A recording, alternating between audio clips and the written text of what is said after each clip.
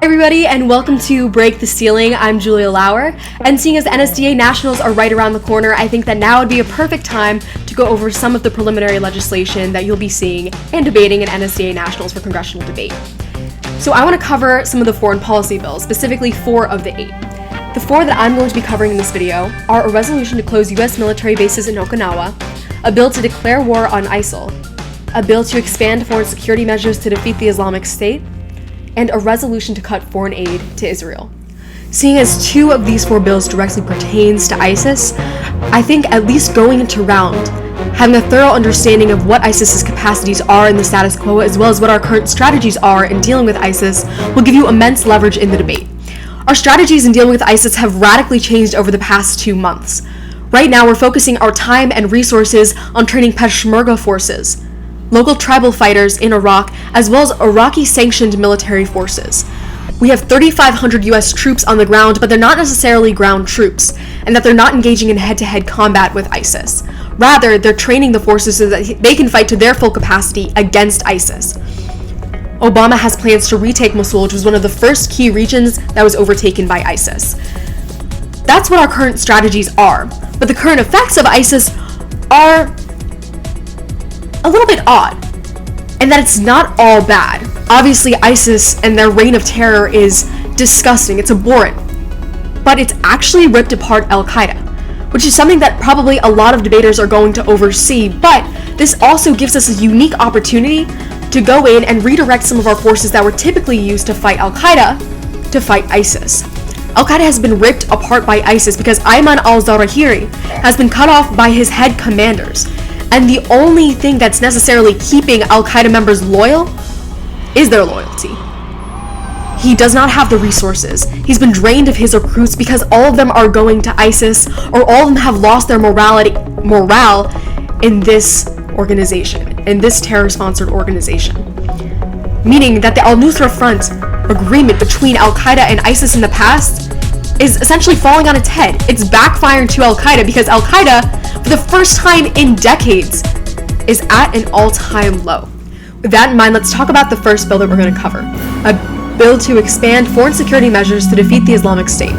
What this bill is doing is allowing the Comprehensive National Cybersecurity Initiative to limit ISIS's social media outreach.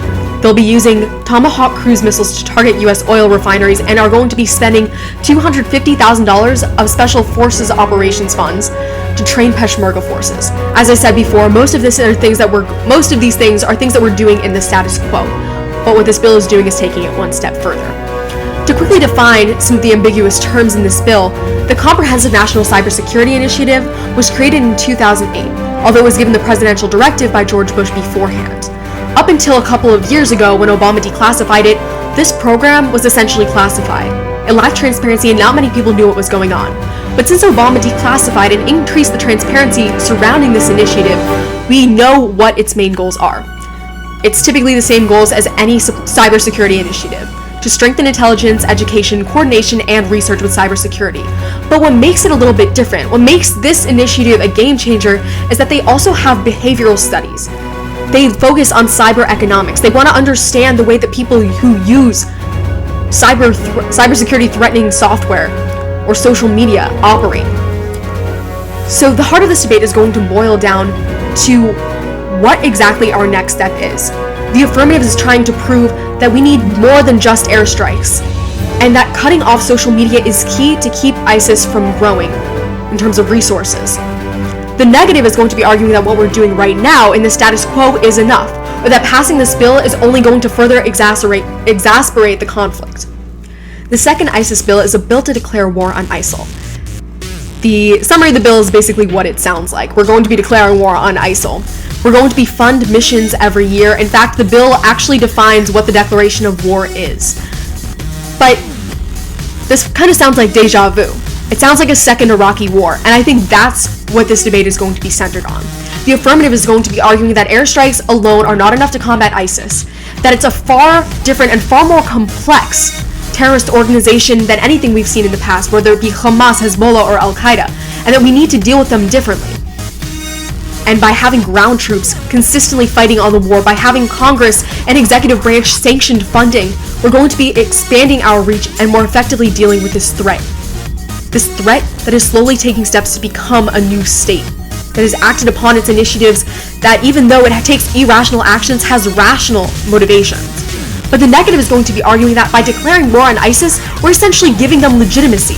We are recognizing them as a state. They provoked us to the brink of war and then we passed it. But are they even worth it? Airstrikes have worked. The limited ground troops that we have in the status quo are working, and the Peshmerga forces are pretty effective. Also, President Obama made a promise to the American people that he would not put more ground troops or engage in a war with ISIS. And by doing this, by declaring war on ISIS, he's directly going against his promises. Getting off the topic of ISIS, the next bill is a resolution to close U.S. military bases in Okinawa. So, essentially, we're not going to be putting any new bases in Okinawa, and we're going to be removing all of the old bases in Okinawa. This is a bill that's important to get some background information on, so that's what I want to focus on in this summary. In May, thousands of people rallied against the U.S. military bases in Okinawa. As it stands, around 47,000 U.S. troops are sanctioned on U.S. military bases in Okinawa, which takes up a large portion of the population in Okinawa. The U.S. government has been claiming that Okinawa is the keystone to the Pacific, that it gives us a strong hand of leverage in Japan, as well as diffusing conflicts that might arise in the Sino-Asian region. But the protesters were telling us that this proportion is too high. There have been complaints of mass rape, gang rape of young children by U.S. military servicemen. Prime Minister Shinzo Abe believes that the relocation plan, where Japan is single-handedly responsible for finding a new location for these military bases, is the most effective plan. But there are people who are similar to us, who enjoy having the Okinawa bases there, who are against Shinzo Abe's plans, because they believe that by at least having military presence there, it serves as a deterrent strategy from China and Korea from escalating conflict in Japan. That region and those waters are always hotly contested, and at least by having our presence there, such a strong presence as well, it can diffuse potential conflict. So the heart of the debate on the affirmative is going to be saying that we don't need the bases anymore, that it's just going to be increasing anti-American sentiment as it already has, and we would be making Japan more responsible for their own security. The negative is that we're giving up one of the most valuable military bases that we have in that region. The next bill that we're going to be discussing is a resolution to cut foreign aid to Israel. This is something that is a highly controversial issue, and chances are you've at least debated it a few times in your congressional debate career. This bill, most importantly, is a resolution, so we're just giving a suggestion to Congress. We're not taking definitive action yet. It can always be reshaped. And it's proposing that we cut aid by 50% over the next 5 years so that we can rebuild our infrastructure in Palestine, or at least in Palestinian-owned territories.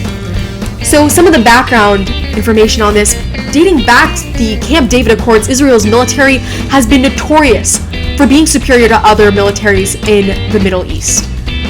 Recent violent conflict between the Palestinians, Hamas, and the Israelis has led to widespread infrastructural damage as airstrikes, as well as violent ground combat, has been tearing apart different cities and towns. Israel has been a long-term ally for the United States in the region, and we give them billions and billions of dollars in aid each year, specifically to their military and building up things like the Iron Dome. So the heart of this debate is going to boil down to this. The affirmative is going to be telling you that Israel's military is already incredibly well funded without our help.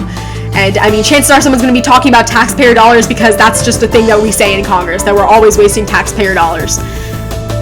And that we aren't even fully pulling out. We're not suddenly cutting off all military aid to Israel. We're just lowering the amount that we give them each year. They're going to say that this is a good opportunity to compromise between the warring regions, the Palestinians and the Israelis, and that the people of both nations, of both backgrounds, can look to the United States as a compromiser, as a negotiator, and not just an agitator. The negative is going to be telling you that we need Israel to be on our side, because despite sometimes bumpy relations, specifically with the Iran nuclear deal that the United States has been pushing for, our aid is what keeps the United States and Israel glued together. And rising security issues in the Middle East, things like Iran's nuclear proliferation, the spread of ISIS, require our help. So I hope that was helpful. If you need any written copies of anything that I'm saying, I can give it to you. I hope that you do watch Philip's video, that you watch Kate's video of the domestic bills that are covered in the preliminary round legislation, and I hope you come back to break the ceiling.